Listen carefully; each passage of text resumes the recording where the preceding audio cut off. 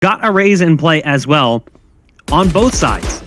So interesting that Hip doesn't play that despite playing it oh so well on Bind to start things off. davidp will be the first one to make contact with the Ghost, has to fall back, throws down that slow orb to keep the push back just a bit.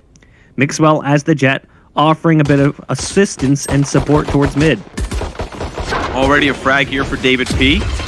And a great start. The unsigned G2 member, davidp, now going to be the first contact point once they start to funnel in. That Cypher Cage likely not going to last long, but it's the dark cover that'll give davidp a little bit more space. Now that he hears some of those ropes come up and down.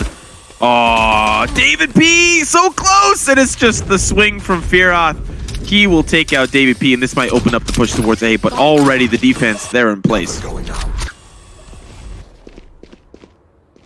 You do have Mixwell over towards elbow, and Patitek back sight will spot them as they fall off. Heaven, the wall comes through just in time as luckeRRR fell instantaneously with the wall going up.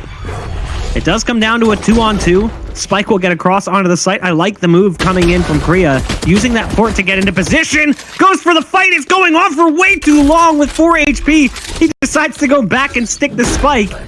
He'll be down to the 1-on-1 with a dart in his stomach trying to move. Wants to just keep it there, and Pyth's going to end up winning that 1v1 in the end. It will be G2 who start off with the pistol round win. I feel like Pyth was a little confused there. He's like, wait, do I defuse it? Like, what do I do here? So, of course, G2 going to win that. Now they've got weapons. Now they can be a part of the conversation, and we'll see what that conversation ends up looking like for G2.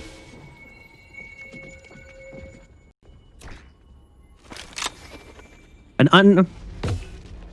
unknown, I wouldn't say unknown, a misunderstood side effect of that slow orb, being that it affects your jumping height. A lot of people don't even really realize that until it happens to them sometimes. So they throw out that slow orb in mid, and as they try to jump up onto the barrels, they can't quite get high enough to get up there. So it slows things down just a little bit, even more so than you might anticipate, because it's not like you can just jump up and continue walking forward. So you've got davidp in heaven, you've got the Cypher Pyth in the site. Mixwell was there, but he started to rotate out of position, and they're going to start moving in. So there's the smoke going down, dark cover coming out. CREA gets tagged by the camera, going to go ahead and remove that dart. The rotate not coming through just yet. The Sage is starting to rotate off of heaven after putting the wall down. They're going to start making their way out onto the site, and now you can see Mixwell coming into position. The slow orb on spawn puts everything on Pyth, who's on the site, hit by the satchel. Doesn't seem to make too much of a difference for him initially. It'll come down to a 2-on-3, and yikes. This is scary if you're on the side of G2. Empress popped by Hip. So the 2-on-3 going to be backed up by the ult. The spike going to be planted with just a few seconds left on the clock, around 10. Mixwell's holding the line of sight, and that did not work out so well for them at all. You thought maybe that Hip's ult would work out for them, but they end up surviving with 4 after the res comes through from davidp.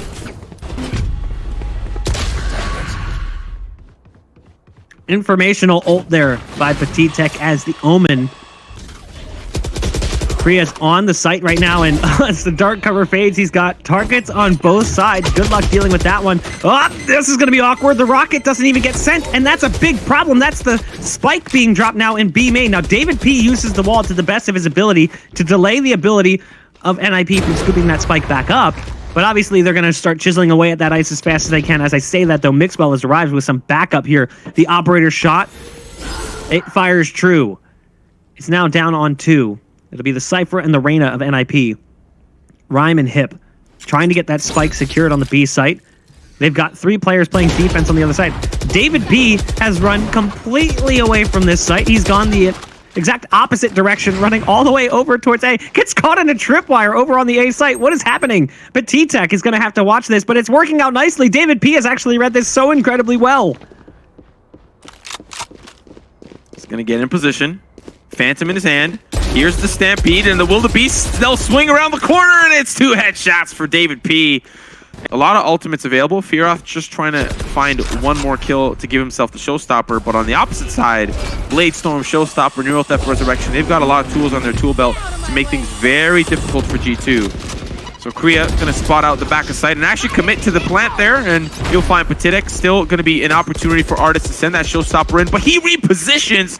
Great there from CREA, but pyth will still find himself a frag as he will swing that corner. Fearoth with one, and the action just keeps on coming, but now here comes the push from NiP.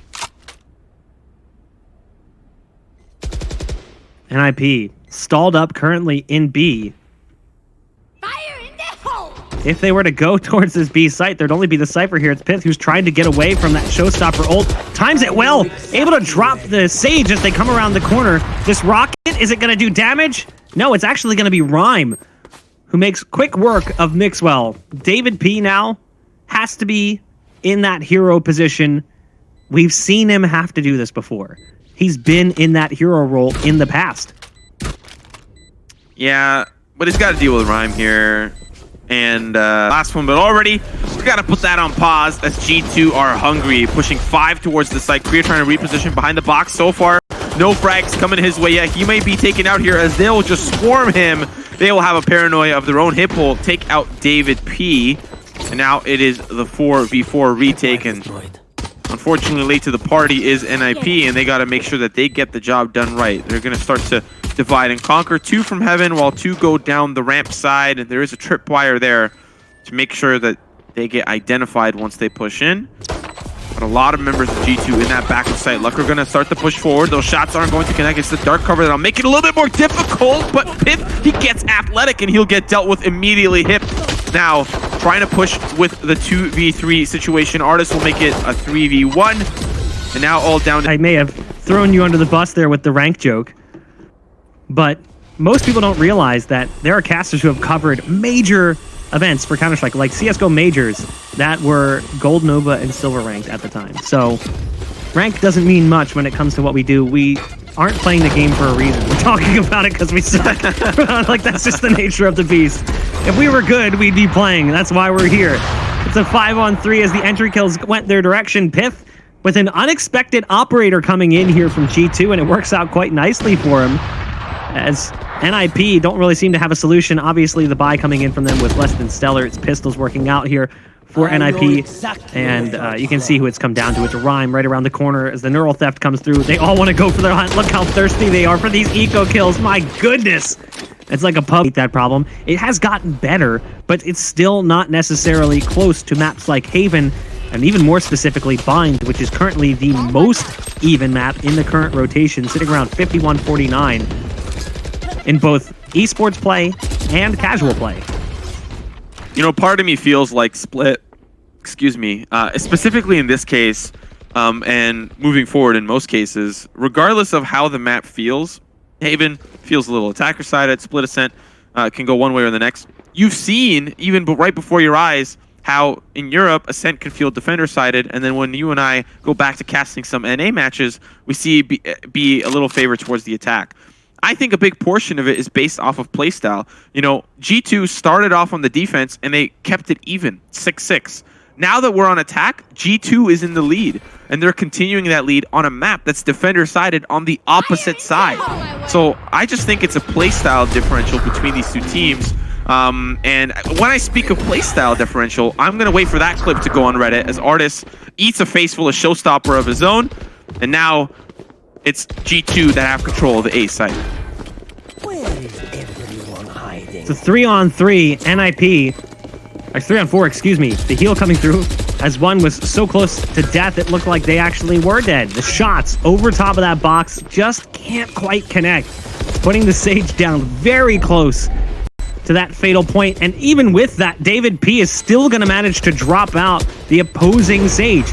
pyth picking off one as well. This retake's not working out so well at all for NiP. It's down to 1 and 1 only, and on the site, he will fall. Fear towards mid. Hip gets behind that box. Did he get there fast enough? That's the question.